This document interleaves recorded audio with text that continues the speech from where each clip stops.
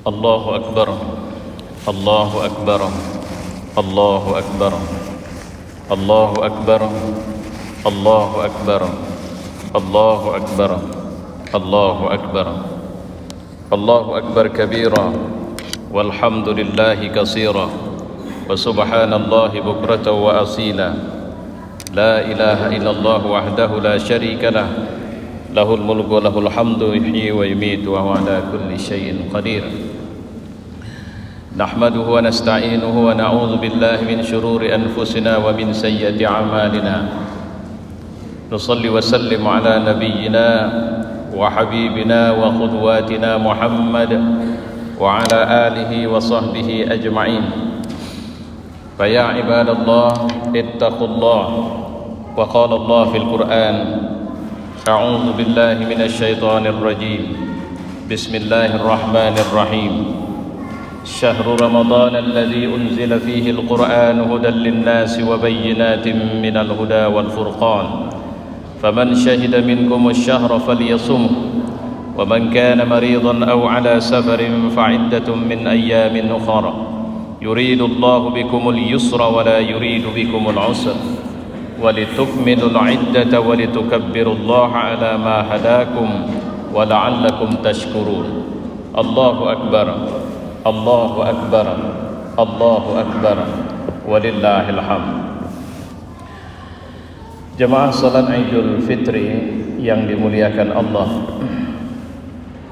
ada banyak episode dalam sejarah kehidupan Rasulullah yang menunjukkan ketegaran beliau untuk tampil tetap sebagai mukmin di situasi sesulit apapun, sampai pada tingkat ketika Rasulullah harus berhadapan dengan kekerasan fisik sekalipun beliau tidak kehilangan citra dirinya sebagai seorang mukmin yang bertakwa, mukmin yang dai, mukmin yang seharusnya menularkan pengaruh positif ketimbang pengaruh negatif, walau hanya sebentuk doa sekalipun. Seseorang pernah bertanya kepadanya, apakah ada episode dalam hidupmu yang jauh lebih memilukan dari peristiwa perang Uhud ya Rasulullah? Supaya kita faham, di perang Uhud Rasulullah itu hampir meninggal. Ketika pasukan muslimin terpukul mundur, waktu itu Rasul hanya ditemani 2 orang sahabat menghadapi serbuan lebih dari 10 orang kafir. Posisi Nabi head to head dengan orang kafir. Mereka akhirnya mampu memukul wajah Nabi dengan busur panah, bahagian kening Nabi, bahagian mulut Nabi sampai bibir bawah Nabi pecah dan giginya rontok. Nabi tersungkur jatuh dan mereka memukul Nabi lagi, bahagian punggung Nabi yang dirasakan sakitnya lebih dari 40 hari. Posisi waktu itu sebenarnya kalau bukan karena rahmat Allah, Nabi bisa terbunuh waktu itu. Nabi sudah sangat tidak berdaya, berlumuran darah, dan mereka sudah meyakini bahwa Muhammad SAW sudah mati. Itulah kenapa pasukan kaum kafir mengumumkan untuk mengatakan, saudara-saudara, Muhammad sudah binasa, kita sudah menang. Waktu itu Umar bin Khattab sampai-sampai marah sekali, tapi Nabi mengatakan, biarkan dia bicara dulu ya Umar. Saya tidak ingin melanjutkan cerita ini, tapi menceritakan sedikit saja episode ini. Adakah yang lebih memilukan dari peristiwa ini ya Rasul? Nabi mengatakan, ada. Waktu aku di Taif, ketika Mekah sudah terhenti dan tidak lagi menerima dakwah ini, ketika hari itu mereka sudah mulai lebih terbuka untuk menyakitiku karena wafatnya Abu Talib dan wafatnya istriku Khadijah. Mereka menampar Rasul secara terbuka, mereka meludahi Rasul secara terbuka. Pernah suatu kali Nabi sedang sholat di depan Ka'bah, mereka menjerat leher Rasul dengan sorban sampai Nabi sulit bernapas. Waktu itu Nabi sedang sholat. Mereka pernah melumuri tubuh Nabi dengan kotoran unta dan Nabi tidak melakukan perlawanan karena Nabi sedang sholat. Di saat kemudian satu hari Nabi dilumuri dengan debu, Nabi pulang dengan rambut penuh dengan debu, baju kotor dengan debu. Anaknya menangis mengatakan, "Kenapa mereka tega sekali menyakitimu wahai ayah?" Rasulullah mengatakan, "Tenanglah nak, Tuhanmu tidak meninggalkan ayah." Kalimat yang sederhana ini sebenarnya diungkap di saat sebenarnya beliau baru dan belum hilang, kalau bahasa kita, masa berkabungnya. Beliau sedang sedih, pakciknya meninggal, istrinya meninggal. Kalimat itu menenangkan hatinya. Tuhanmu tidak meninggalkan ayahmu nak. Walau kakekmu meninggalkanmu, walau emakmu meninggalkanmu, tapi Tuhanmu tidak meninggalkan kita nak. Jangan sedih. Kalimat ini ungkapan dari ketahanan mental Rasulullah SAW. Apa sih cerita di Taif? Singkatnya, Nabi diusir oleh mereka setelah berdakwah sedikit-dikitnya ke 10 kampung yang ada di sana. Bukan sekedar diusir, dicaci maki, dilempari batu. Sampai mereka membuat jeratan dari satu pohon ke pohon lain, karena mereka yakin Nabi akan melintasi jalan itu dalam posisi berlari, karena sebab dikejar oleh begitu banyak massa dan melempari terus batu. Nabi tidak memperhatikan ada tali sehingga terjerat kakinya dan dia jatuh terjerembab. Mereka lempari Nabi sepuas-puasnya. Waktu itu Usama Zaid bin Harisah yang menemani Nabi menutupi Nabi dengan punggungnya, sehingga jadilah punggungnya sebagai perisai bagi Rasulullah. Penuh bercak darah dari ujung rambut ke bawah. Sampai 2 malaikat dibawa oleh Jibril bertemu dengan Rasulullah. Ini malaikat Ahsabain ya Muhammad. Mereka sudah dapat izin, kalau kau mau, ini gunung yang mereka jaga itu bisa dilemparkan kepada penduduk Taif yang sudah kurang ajar kepadamu. Di sini yang sedang mau saya ceritakan poinnya. Waktu itu Nabi mengatakan, tidak. Aku berharap dari sulbi mereka akan lahir keturunan yang beriman kepadaku. Ketika Nabi akhirnya lepas dari kejaran mereka,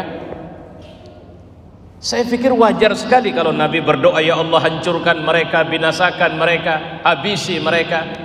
Tidak, dia malah berdoa, Allahumma hdi qaumi fa innahum la ya'lamun. Tuhan, tunjukilah kaumku karena dia atau mereka tidak tahu. Allahu akbar, Allahu akbar, Allahu akbar, walillahil hamd.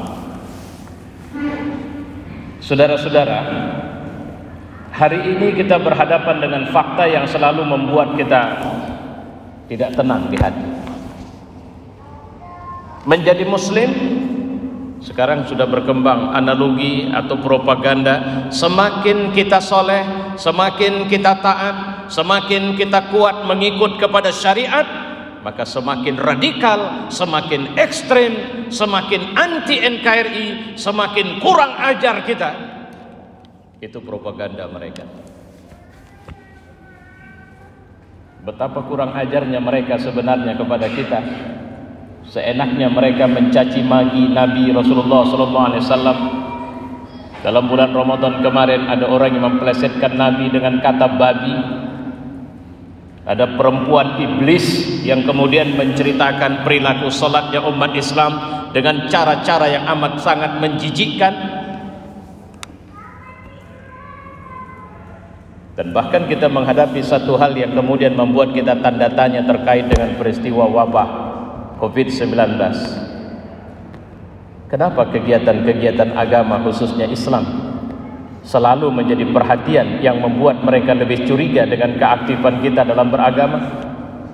Bukankah seharusnya ketika kita menghadapi musibah, inilah saatnya kita mendekat kepada Allah? Kita tahu loh, kita juga nggak mau konyol, kita juga nggak mau mati, kita juga nggak mau menjadi penyebar masalah. Saya tidak sedikit memperhatikan banyak masjid yang mengikuti standar protokol kesehatan pencegahan COVID-19. Kita sudah mencabut sajadah kita sudah pakai masker, kita menyediakan tempat-tempat cuci tangan, kita sudah membuat larangan kalau sakit gak usah ke masjid, kalau batuk berkepanjangan jangan ke masjid, kalau bersin jangan ke masjid, kalau punya riwayat sakit yang akut jangan ke masjid. Kita minta yang ke masjid orang sehat saja.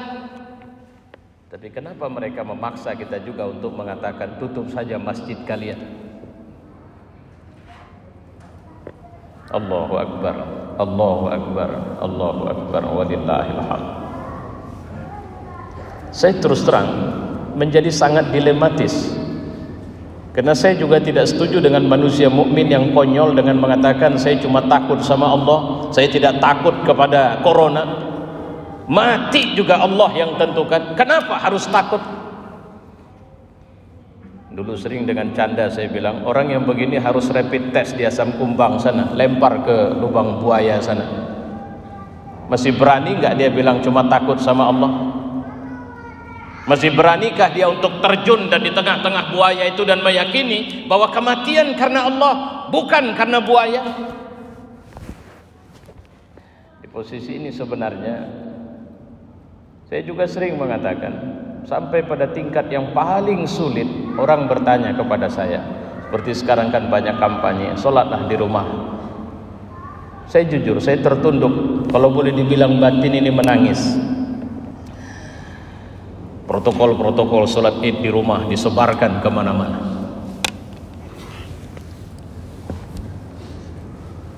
Kenapa pemerintah tidak kreatif untuk buat belanja dari rumah sajalah? Kami siapkan untuk mengantar beras kalian. Kenapa yang jadi sasaran ibadah kita? Saya mohon maaf, saya tidak mengatakannya dengan bahasa saya tidak percaya dengan pemerintah. Saya selalu mendoakan, ya Allah, kuatkan, tegarkan, istiqomahkan, berikan kesabaran bagi tim Satgas Covid nasional yang dipimpin oleh Presiden Republik Indonesia, dan beri kekuatan sabar bagi garda utama, para medis, dokter yang merawat orang-orang yang sakit. Ya Allah, saya sering mengatakan jangan tebarkan kebencian, karena ini saatnya bukan menunjukkan kelas kita sebagai orang tolol dan bodoh. Ini saatnya menunjukkan kelas kita sebagai mukmin. Itu kenapa saya sebutkan di awal tadi. Bahkan ketika Nabi hampir mati, dia masih bilang, Allahumma hdi qaumi fa innahum la ya'lamun. Tuhan, tunjukilah kaumku ini, karena mereka tidak tahu.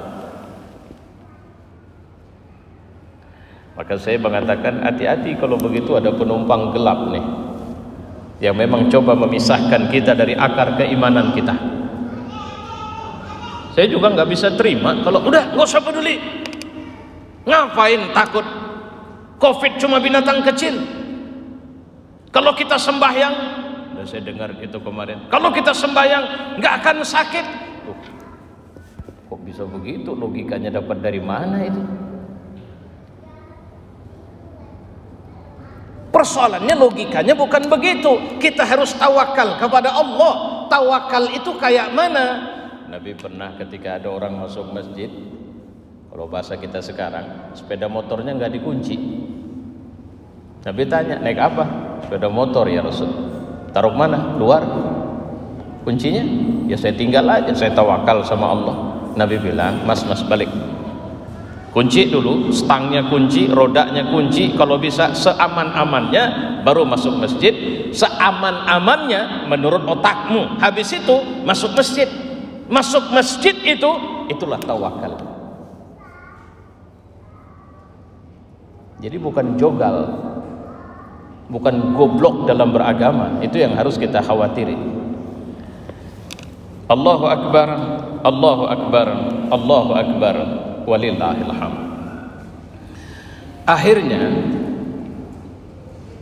Covid sekarang dari 2 Maret di Indonesia sampai sekarang tanggal 24 Mei, total yang dilaporkan oleh pemerintah yang terkena positif itu di atas 20.000 sudah.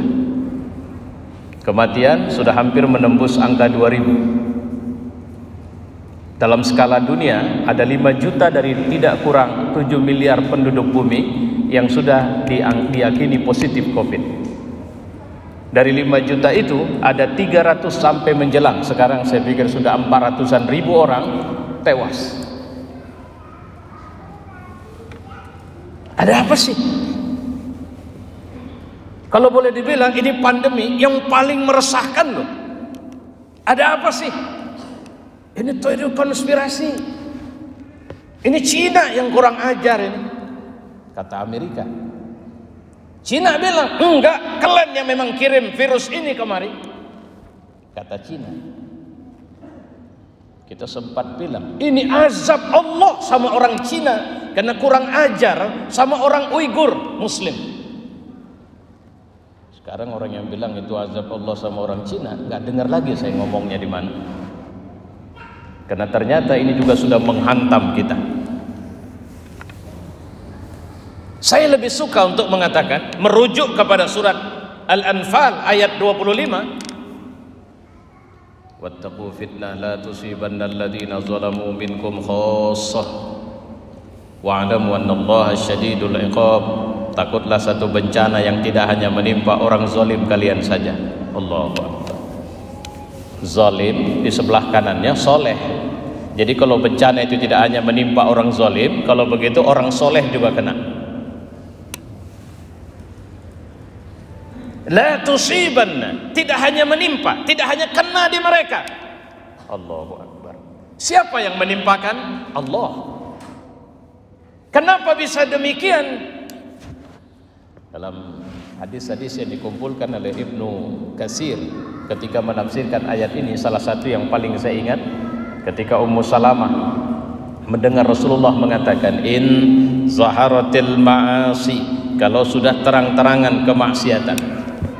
Apa bentuk maksiat yang terang-terangan? Zina, khomar, sabu, narkoba, korupsi, kebiadaban para pemimpin, kezaliman mereka, ulama-ulama yang jual diri kepada kenikmatan dunia, anak-anak muda yang menghancurkan moral mereka demi kenikmatan kesenangan nafsu mereka, merata sudah.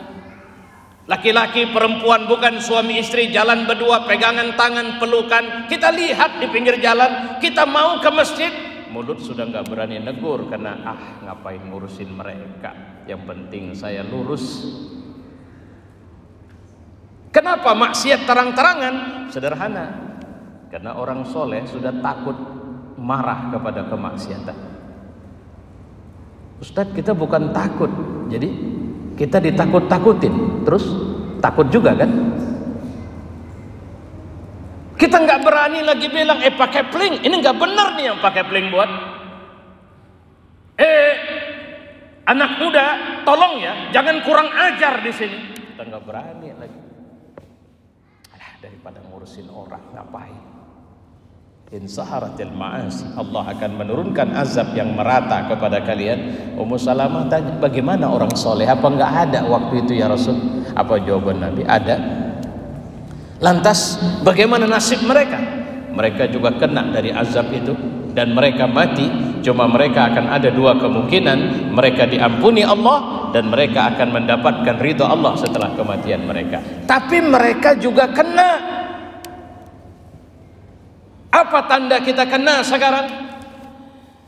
Ketika pemerintah Saudi pertama sekali mengatakan menutup pintu masuk untuk jemaah umroh, itulah musibah pertama yang menimpa umat Islam dari COVID-19. Terasa? Belum. Orang saya nggak umroh, peduli amat. Saya belum ada rencana pergi umroh, nggak ada umroh. Ya udah, mau tutup mau buka urusan kalian situ. Belakangan Masjidil Haram, kemarin kalau kita pergi ke sana, megang Ka'bah itu bukan mudah itu. Kenapa? Rame orang. Untuk bisa menuju Ka'bah itu butuh perjuangan. Megang dindingnya butuh perjuangan. Sekarang orang nggak ada, Ka'bah nggak boleh dipegang. Makam Rasul nggak bisa diziarahi, Raudhah tidak bisa dipijak. Pernah nggak merasa bahwa ini musibah? Enggak. Kenapa? Orang saya nggak di sana, Ustaz. Baik. Apa yang terjadi kemudian? Singapura menutup lebih kurang 70 masjid untuk tidak melaksanakan sholat Jumat ketika kasus COVID pertama ditemukan di Singapura. Terasa? Enggak. Kenapa? Saya nggak pernah sholat Jumat. Siapa yang merasa ketika sholat Jumat ditiadakan di satu masjid? Orang yang biasa sholat Jumat. Seorang jemaah telepon saya, Ustaz, saya sudah 2 minggu nggak sholat Jumat. Saya tidak tenang, Ustaz. Ini pekan ketiga. Apa boleh saya keluar dari kompleks saya dan saya mencari masjid?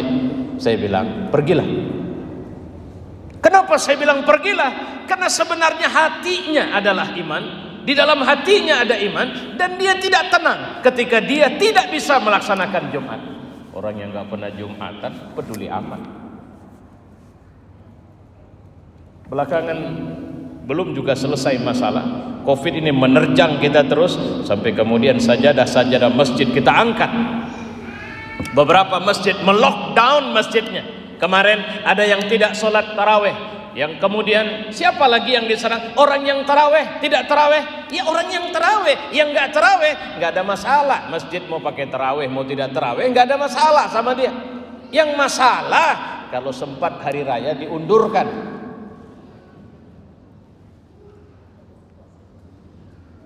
Kenapa? Dia nggak biasa sholat. Siapa yang terpapar pertama sekali di Republik ini? Ketika ustadz-ustadz ternama mengumumkan kami menghentikan semua dan mohon maaf membatalkan semua jadwal ceramah kami karena sebab kami tidak bisa lagi, kami harus mengurung diri dalam rumah kami. Kemudian mulai menurun ke ustadz-ustadz di tingkat daerah, kota, kampung, semuanya. Maka sering saya mengatakan orang soleh yang paling terpapar itu pertama para ustaz, kedua orang yang rajin ke masjid, ketiga orang yang biasa qiyamul lail dalam bentuk i'tikaf di bulan Ramadan kemarin, kena mereka. Terasa sudah semua kena. Jadi bukan orang muslim, orang soleh, zalim soleh. Kenapa? Ketika amar ma'ruf nahi munkar hilang dari tengah-tengah kita. Apa yang menyebabkan ini semua? COVID itu adalah tamparan. Saya kalau ditanya orang, saya bilang itu azab itu. Fir'aun dulu, dia tenggelam di Laut Merah bukan karena perang sama Musa. Musa nggak bawa pasukan. Musa malah melarikan orang Yahudi dari kekejaman Fir'aun. Dilarikan. Fir'aun ngejar. Siapa yang menjadi lawan Fir'aun? Allah. Siapa yang menjadi lawan Namrud padahal Ibrahim sudah meninggalkan negerinya? Allah. Allah kirim cuma nyamuk atau lalat kecil nyelungsep masuk ke dalam hidungnya. Dia tepuk sampai mati. Bukan nyamuknya yang mati, dia yang mati. COVID pernah lihat bentuknya? Enggak pernah. Kenapa Bapak pakai masker? Karena khawatir COVID, Pak. Kenapa Bapak nggak berani jabat tangan? Khawatir COVID, Pak. Kenapa nggak berani peluk cium lagi? Khawatir COVID. Kenapa selalu cuci tangan? Khawatir COVID. Kenapa khawatir? Karena nggak nampak COVID-nya. Ini bukan menakutkan kita pribadi. Negara yang paling besar di muka bumi, Amerika. Amerika kasus COVID-nya sudah di atas 1 juta. Kematiannya, Amerika itu menyumbang korban di atas 100.000 orang kematian. Dahsyat. Negara dengan militer luar biasa loh, tidak berdaya. Cina dengan kemampuan raksasa ekonomi, industri yang sedang bangkit, yang sedang ingin menguasai, enggak berdaya. Indonesia kenapa kena? Kita kemarin agak lantam memang. Februari presiden kita masih bilang kalau sempat COVID masuk kita udah siap dengan semua kemungkinan. Menterinya malah ada bilang itu COVID itu corona atau kalau merek mobil ya. Ada lagi yang bilang begini, mana siapa yang bilang ada COVID di Indonesia? Mana profesor Amerika? Suruh datang, periksa. Enak saja bilang ada di sini. Ada yang bilang apa? Indonesia nggak mungkin kena. Kenapa? Kita doa tolak balanya tinggi. Ada yang bilang ini daerah tropis, nggak mungkin kena. Maka saya bilang kita kena tempeleng juga. Kenapa? Lantam. Nah, baiklah, supaya jangan kepanjangan saya khutbah. Ini khutbah nih. Sekarang kita berada di Idul Fitri. Mungkin tadi ada yang menerima tulisan saya yang saya tulis tadi lepas sholat subuh. Saya mengatakan kita sedang berada di sebuah cermin besar. Di sini kita melihat diri kita. Seperti apakah wajah kita sekarang? Apakah kita masih hamba Allah? Ataukah sudah merasa Tuhan jangan ganggu kami ya? Tolong dong, jangan recokin kami ya. Apakah kita sudah lantam, sombong, kurang ajar karena jabatan yang kita punya, karena harta yang kita punya, karena popularitas yang kita punya? Banyak orang hidup lahir sebagai hamba Allah, mati sebagai hamba duit, hamba jabatan, hamba perempuan, hamba kesenangan hidup. Coba lihat wajah seperti apa kalau kita gambar kita sekarang. Masya Allah, saya berani tegak di atas mimbar ini karena saya pakai baju nih. Dari sejak saya dikasih teman saya, baru ini saya pakai bajunya. Saya gagah, Masya Allah. Coba bayangin, nauzubillah min zalik. Coba bayangin kalau kita datang kemari baju nggak pakai, celana nggak pakai, apapun nggak pakai, berani nggak? Apa yang membuat kita nyaman jalan, kita takbir enak? Jawabannya kita pakai baju. Artinya apa? Ada tabir, ada penutup yang membuat kita merasa cantik, merasa gagah. Kenapa? Karena kita pakai baju. Apa yang membuat kepala kita masih tegak sekarang? Karena Allah masih bajui kita. Kalau sempat tabir yang selama ini dia tutupin antara kita dengan makhluk itu dibukanya, saya khawatir nggak bisa lama saya berdiri di sini. Bapak seret turun saya. Kenapa? Ketahuan semua maksiat yang kita buat. Yang pernah berzina, yang pernah mabuk, yang pernah kurang ajar, yang cari makan dengan cara haram, yang nggak pernah tunduk sepenuhnya kepada Allah, yang menjadikan agama alat untuk cari makan dan kesenangan dunia. Allah buka tabir itu. Astagfirullahaladzim. Khawatir kalau kita disuruh menggambar wajah kita sekarang, yang tergambar bukan wajah kita lagi. Idul Fitri itu artinya kita kembali kepada aslinya kita seharusnya sebagai manusia seperti apa. Idul Fitri itu kita pulang kepada fungsi yang seharusnya. Terlalu lama kita lantam, kita nggak pernah tunduk, kita angkuh, kita merasa hebat. Ya itu tadi, kena jabatan. Di negeri ini orang goblok asal punya jabatan disegani. Orang brengsek kurang ajar asal kaya dimuliakan. Apalagi brengsek kurang ajar rajin nyumbang lagi. Itu dihormati, disegani banyak orang itu. Orang bertakwa urus masjid sajalah. Orang bertakwa urus gali tanah. Kalau ada orang mati, itu Pak jadi Bilal saja di situ. Kita mencurigai orang-orang yang dekat sama Allah sebagai orang-orang yang tidak memiliki kecintaan kepada Republik dan semuanya. Ya Allah, saya sering mengatakan seharusnya kita menadahkan tangan. Tuhan, kami tidak berdaya menghadapi COVID ini.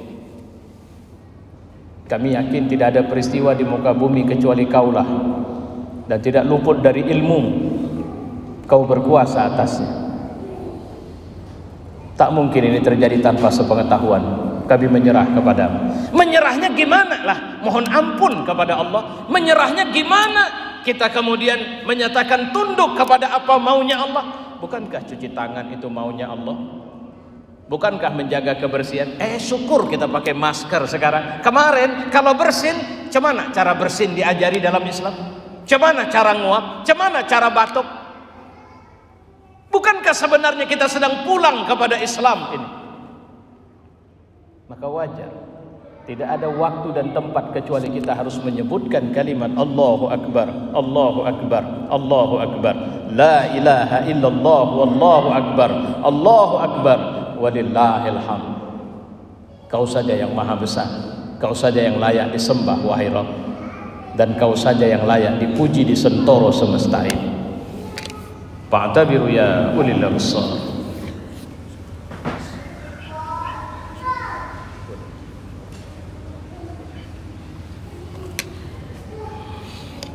Allahu akbar, Allahu akbar, Allahu akbar, Allahu akbar, Allahu akbar, Allahu akbar, Allahu akbar kabira, walhamdulillahi katsira, wa subhanallahi bukratan wa asila. Innal hamdalillah nahmaduhu wa nasta'inuhu wa na'udzu billahi min shururi anfusina wa min sayyiati a'malina. نصلي وسلم على نبينا وحبيبنا وقدواتنا محمد وعلى آله وصحبه أجمعين. فيا عباد الله اتقوا الله. وقال الله في القرآن: وإذا سألك عبادي عني فإني قريب أجيب دعوة الداع إذا دعان فليستجيبوا لي وليؤمنوا بي لعلهم يرشدون. صدق الله وصدق رسوله. وبعد. Jemaah yang mulia, anak saya ketika sebelum Ramadan, beliau yang kecil, beliau mengatakan Ramadan kali ini tidak seperti biasanya. Saya bilang, kenapa? Enggak enak. Ini belum masuk Ramadan waktu itu. Hari raya kita, tadi pagi dia juga tanya, kita enggak pergi-pergi ke tempat bubu maksudnya makcik-makciknya. Saya bilang, saya tidak jawab. Saya diam saja. Uminya bilang enggak, mereka udah pulang kampung di luar. Anak kecil ini sudah merasa nih ada sesuatu yang beda nih sekarang. Dan kita enggak berdaya. Udah berapa lama anak kita enggak sekolah? Udah berapa lama kita kehilangan suasana yang sama? Saya serius, saya sempat juga agak stres ketika hari pertama Covid itu melanda Medan. 2 hari pertama asam lambung saya meningkat tinggi. Ustadz maaf acara dibatalin, Ustadz maaf acara dibatalin. Waktu itu musim Isra Mi'raj itu. Saya bukan masalah dibatalin tidak dibatalin. Saya merasa bersyukur kepada Allah. Allah kasih kesempatan saya berdakwah lebih kurang 30 tahun dalam usia saya. Dan saya merasa kalau sempat ada seminggu saja saya tidak memberikan tabligh, rasanya sakit sekali badan ini. Itu yang membuat saya panik betul waktu itu. Tapi kemudian saya diajari untuk jangan pernah panik, karena seorang mukmin di posisi tersulit pun dia bisa menunjukkan kelasnya sebagai mukmin dan dia tetap bisa menularkan manfaat. Ustadz, pemerintah kita tidak disiplin. Bentar bilang A, yang kemudian muncul B, bentar bilang B, kemudian dia langgar sendiri. Dia bilang jangan physical distance, dia malah buat kerumunan. Dia bilang jangan takbiran, dia buat konser. Dia bilang jangan mudik, tapi dia buat transportasi dibuka. Pening kepala kita, memang rezim tidak benar ini. Saya bilang jangan gitu responnya. Kenapa tidak doakan saja mereka kepada Allah? Udah lapor saja sama Allah. Ya Tuhan, jadikanlah mereka orang baik di antara kami. Jadikan mereka memimpin kami dengan takwa. Jadikan mereka bisa membawa kami dalam keimanan dan tidak terfitnah kami dengan iman kami bersama mereka. Kalau boleh jadikan presiden kami yang sekarang ini presiden dan manusia yang pertama akan menepuk pintu surga nanti ya Allah. Semua satgas Covid kau berikan pahala yang besar kepada mereka, semua dokter dan para medis. Kenapa? Apa sulitnya untuk mendoakan itu? Kalau sulit saya mau bilang, kalau gitu kita juga penyumbang masalahnya. Karena masih ada benci, masih ada dengki. Ustadz, ini bukan masalah benci.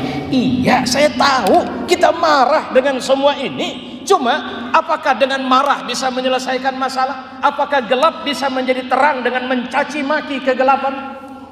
Itu yang harus kita pahami. Maka saya mengajak kita di ujung di hari Idul Fitri untuk sama-sama menyerah kepada Allah. Mari sama kita tutup dengan doa. Alhamdulillahirabbil alamin wassalatu wassalamu ala asyrafil anbiya'i wal mursalin wa ala alihi wa sahbihi ajma'in. Wahai Tuhan yang Maha Rahman, inilah kami ya Allah.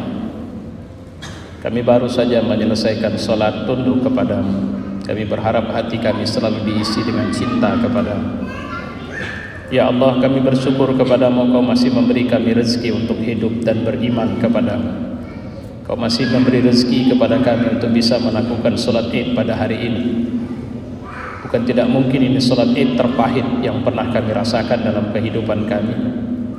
Karena sebab negeri ini sedang dilanda wabah yang juga melanda dunia, yaitu COVID-19. Wahai Tuhan, tangan ini kami tadahkan kepadamu. Di antara kami mungkin ada yang berlaku sombong karena kami memiliki kekayaan di antara yang lebih dari saudara kami. Kami memiliki jabatan yang lebih dari saudara kami. Tapi lihatlah tangan ini tertadah kepadamu, wahai Tuhan. Ini sebenarnya pertanda betapa buruknya keangkuhan dan kesombongan kami. Betapa tidak bergunanya kehebatan karena sebab harta dan jabatan kami. Inilah tangan kami yang kami tadahkan kehadirat-Mu, wahai Tuhan. Tangan yang bukan tidak mungkin selama ini telah berlumur dengan dosa. Tangan yang di sini kami pernah menyentuh sesuatu yang haram, menikmatinya. Tangan yang kami pernah memukul sesuatu yang hak, kami menzaliminya. Tangan ini kami tadahkan kepadamu karena tidak ada isyarat lain yang menunjukkan betapa hinanya kami di hadapan kekuasaan-Mu, wahai pemilik matahari, wahai pemilik bulan, wahai pemilik bumi, wahai pemilik dunia ini, wahai yang mengatur pergiliran siang dan malam. Tangan ini kami tadahkan kehadirat-Mu sebagai simbol betapa tidak berdayanya kami. Bahkan untuk mengatur diri kami sendiri pun kami tidak berdaya. Detak jantung kami tidak kami yang atur, wahai Tuhan. Dia berada dalam genggaman. Peredaran darah kami itu teratur mengikut kehendak-Mu. Kedipan mata kami, hembusan dan tarikan nafas kami, semua itu Kau yang urus, bukan kami. Tidak ada yang bisa kami lakukan ketika Kau menghentikan nafas ini untuk bisa menarik udara, ya Allah. Tidak ada yang bisa kami lakukan, bahkan sekaya apapun kami, ketika Kau mengatakan kepada hidup kami, janganlah berfungsi, dan tidak aku izinkan lagi ada udara yang dihirup melaluimu. Lihatlah betapa lemahnya kami di hadapan-Mu, wahai Tuhan. Ketika ternyata tidak ada satupun kekuatan di muka bumi untuk berani dan bisa menghadapi COVID-19, kami tahu seperti apapun lahirnya, COVID ini makhluk-Mu, COVID ini tunduk kepadamu, dia hidup dengan sunnah-Mu, ya Tuhan. Kami tahu bahwa sebenarnya Kau tengah menampar kami untuk tidak terlalu angkuh dengan kehidupan kami, untuk tidak merasa bahwa kaki kami akan tetap tegak di atas punggung bumi ini, untuk tidak mengira bahwa zona aman kami adalah kekayaan kami, adalah jabatan kami. Wahai Tuhan, kami tahu betapapun kami membangun rumah, sehebat dan sebesar apapun, seindah dan seaman apapun tingkat keamanannya, tapi ketika Kau mengatakan kematian datang kepada kami, maka tidak ada kekuatan yang bisa menghentikan malaikatul maut untuk menjemput kami di tempat yang seaman apapun kami kira, wahai Tuhan. Ketika kami menyatakan cinta kepada saudara-saudara kami, kepada anak-anak kami, kepada istri-istri kami, kepada suami-suami kami, kepada orang-orang yang kami cintai, kepada orang-orang tua kami, kepada tetangga-tetangga kami, tapi ketika Kau menghendaki sesuatu terjadi kepada kami, maka tidak ada daya upaya kami untuk bisa menghentikan itu, wahai Tuhan. Inilah kami, dan kami menadahkan tangan sebagai simbol kelemahan kami. Kami mengadu kepadamu, kami meminta kepadamu, wahai Tuhan. Sekeras apapun fitnah melanda kami, janganlah Kau cabutkan keimanan dari hati kami, ya Allah. Janganlah Kau biarkan hati kami kosong dari sebutan nama-Mu. Janganlah Kau biarkan bibir kami sepi dari menyebut nama-Mu. Janganlah Kau biarkan kami menjadi orang yang semakin jauh dari-Mu, ya Allah. Janganlah Kau biarkan kami terfitnah dengan kehidupan kami, ya Allah. Wahai Tuhan, ampuni kami dengan semua dosa yang kami lakukan. Dosa yang kami lakukan di saat kami sendiri dan Kau tidak luput menatap kami. Dosa yang kami lakukan dan kami menikmati dosa itu. Dosa yang kami lakukan dan kami tidak mau menghentikan dosa itu. Dosa yang kami lakukan terhadap diri kami sendiri. Dosa yang kami lakukan di hadapan-Mu. Dosa yang kami lakukan kepada istri-istri kami. Dosa yang kami lakukan kepada suami-suami kami. dosa yang kami lakukan kepada anak-anak kami ya Allah. Ampuni kami atas ketidakberdayaan kami menjalani peran kami dalam menjalankan kewajiban-kewajiban kami ya Allah. Ampuni kami ketika mata kami berdosa, ketika telinga kami berdosa, ketika mulut kami berdosa, ketika tangan kami berdosa, ketika kaki kami berdosa, ketika kemaluan kami berdosa. Ampuni kami di saat ulama-ulama kami mereka direndahkan, mereka dihinakan, mereka dibuli, mereka tidak dihormati, tapi kami diam karena ada kepengecutan dalam diri kami. Ampuni kami ketika Nabi kami dihinakan, ketika agama kami dinistakan, ketika Al-Quran direndahkan, kami bersembunyi di balik jubah kepengecutan kami ya Allah. Ampuni kami ya Rabb. Jangan biarkan di tengah kami lahir generasi yang lebih buruk dari kami. Ampuni kami ketika kami dipimpin oleh orang-orang zalim dan kami tidak berdaya untuk mengingatkan kezaliman mereka. Ampuni kami ketika kesalehan kami tidak lagi menularkan aura positif. Ampuni kami ketika doa-doa kami mulai tidak Kau dengar ya Allah. Ampuni kami ketika sujud kami tidak Kau pandang ya Allah. Ampuni kami ketika bacaan Quran kami kering dari syahdu, kering dari irama-irama kerendahan hati kami kepadamu ya Allah. Ampuni kami ketika ibadah kami tidak dikagumi oleh para malaikatmu. Ampuni kami ketika masjid-masjid kami semakin lemah dari menyebut dan membesarkan namamu, menghidupkan syiarmu. Ya Allah, janganlah biarkan fitnah ini berlangsung lama sehingga hati kami menjauh darimu, sehingga rumah ibadah kami sepi darimu, sehingga hati kami, kegiatan amal saleh kami semakin mengering ya Allah. Janganlah Kau biarkan fitnah ini berlangsung lama ya Allah.